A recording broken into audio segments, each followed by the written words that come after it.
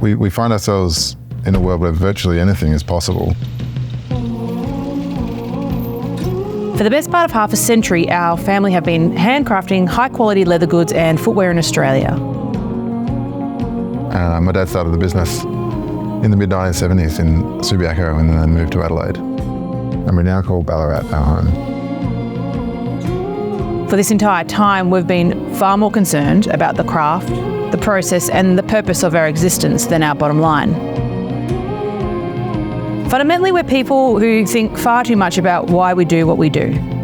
And we apply this ethos to whatever we turn our hand to, whether it be building houses, making wine, or what we do every day in our workshop, which is making boots. So the motto that rolls around in the back of my head all the time is something that was said by Charles and Ray Eames in the middle part of last century, and that was to get the most of the best to the greatest number for the least. Today we need to consider the social, environmental and ethical outcomes of our production. At Wootten, we aim to bring traditional craft and manufacturing techniques together in order to create the best quality products in the most efficient manner, allowing the greatest number of people possible to access them.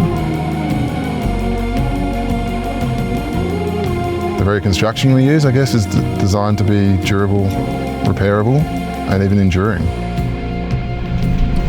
By supporting local farmers, tanneries and raw material suppliers, the ripple effects of our existence are way broader outside our four walls. The boots are uniquely of their place. Our purpose is to ensure that our industry continues and to foster community surrounding our small team. In light of all of this, I guess we're now bound to consider more broadly the legacy of the things that we make.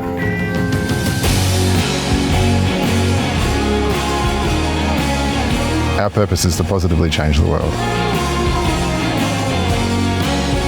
I'm Jess. And I'm Chris. And we are Wootten.